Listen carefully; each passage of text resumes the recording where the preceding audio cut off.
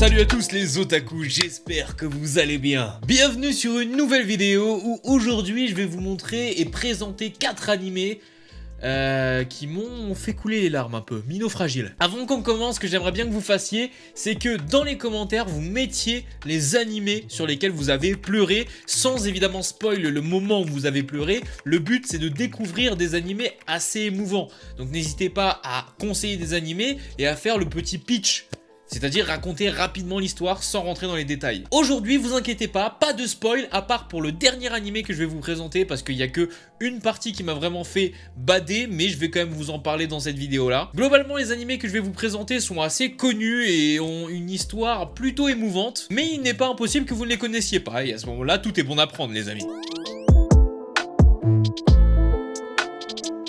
Your Lie in April. Oh là là là là, mais cet animé, les amis, cet animé, alors vous devez certainement le connaître, hein, notamment si vous suivez le youtubeur Mastu depuis pas mal de temps. Il avait quasiment fait une vidéo dédiée pour cet animé et je me suis lancé grâce à lui. Franchement les gars, je suis véritablement pas déçu. Pour ceux qui connaissent pas, c'est un animé où on suit un pianiste, le jeune Harima Kosei qui s'est arrêté de jouer du piano après la mort de sa mère. 2 ans plus tard, il rencontre une violoniste de talent nommée Miyazono Kaori, il en tombe amoureux et justement l'histoire prend de l'ampleur et vous allez comprendre à quel point c'est émouvant. Pour le coup, cet animé est vraiment beau parce qu'il y a énormément de messages qui passent par la musique et les prestations que ces 2 protagonistes nous offrent. Donc franchement...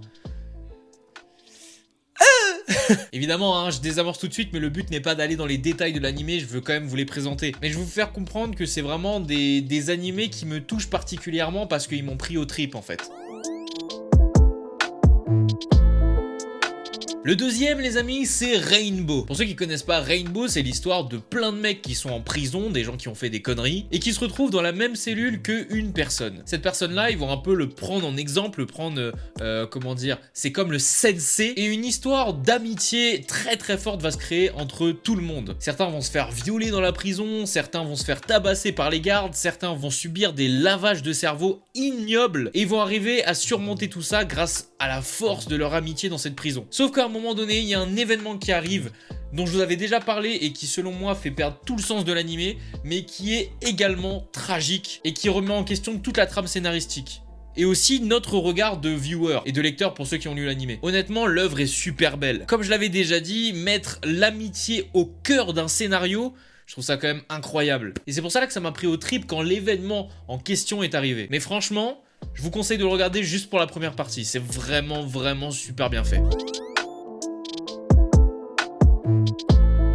On enchaîne avec l'avant-dernier Devilman Crybaby, un animé que je n'arrête pas de vous recommander. Je vous l'ai recommandé dans la vidéo guide pour débuter les animés. J'ai déjà présenté dans plein de tops. Cet animé, faut vraiment que tu sois nouveau sur la chaîne pour comprendre que je l'adore et que je l'affectionne particulièrement. En fait, cet animé m'a fait pleurer parce que la fin, notamment, les 3/4 du temps où je vous présente ces animés-là, c'est que la fin m'a fait quelque chose, notamment pour Your Lie in April et cet animé-là. Et en fait, la fin de cet animé, évidemment, sans rentrer dans les détails, nous fait nous remettre en question sur toute notre humanité. Et ce qui m'a fait pleurer, c'est évidemment l'injustice que le héros subit. Il a eu une injustice du début jusqu'à la fin. Il est devenu une personne qu'il ne voulait pas être.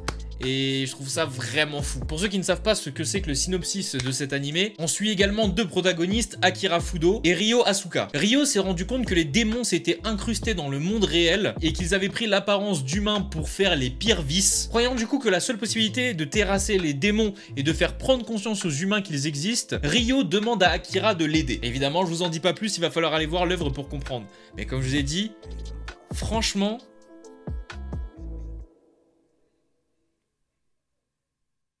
Je vous laisse le silence au montage, hein, parce que cet animé, frère, j'en parlerai jusqu'à la fin de mes jours, je pense. Et si un jour je dois me faire un tatouage, ce sera forcément un thème sur Devilman, clairement.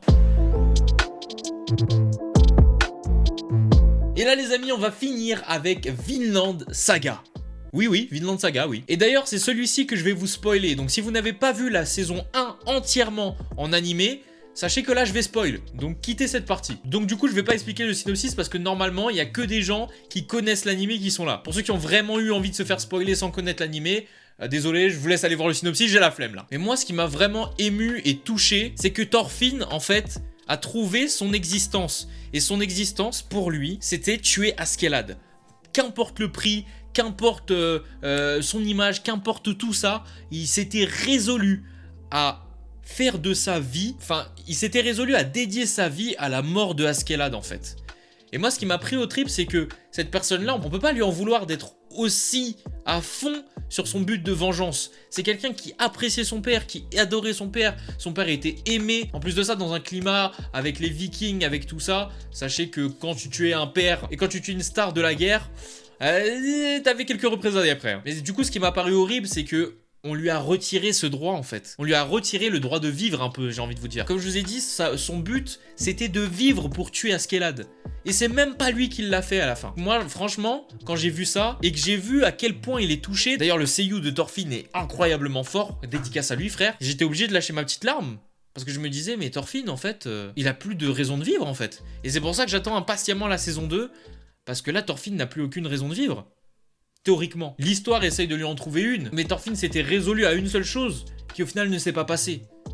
Donc pour le coup, moi ça m'a vraiment touché pour lui. Je mettrai la liste des animés dans la description pour ceux qui ne savent pas comment ça s'écrit, parce qu'évidemment j'ai dit que à l'oral. Merci d'avoir suivi cette vidéo jusqu'à la fin, elle n'est pas finie. N'hésitez pas, comme je vous ai dit dans les commentaires, à mettre quel animé vous a fait pleurer, évidemment sans spoiler la scène qui vous a fait pleurer ou sans spoiler l'œuvre en général. Juste faites un petit pitch pour savoir si c'est intéressant ou pas pour certains d'entre nous d'aller regarder cet animé. Pour ceux qui ont vu les animés que j'ai conseillés et qui sont d'accord ou pas d'accord avec moi, n'hésitez pas également à le mettre dans les commentaires. Si vous voulez réagir aussi, n'hésitez pas. Suivez-moi sur les divers réseaux sociaux, Twitch, où je suis très actif, Twitter, où je balance souvent mes vidéos et également quand je suis en live, et Instagram, où en ce moment j'essaye de publier pas mal. N'hésitez pas également à vous abonner en cliquant sur le gros bouton rouge qui se trouve juste en bas du lecteur vidéo. Tu enlèves le plein écran et tu cliques en bas à droite, c'est vraiment le gros bouton rouge, tu peux pas le rater. Encore merci pour la force sur cette chaîne, les abonnements, etc.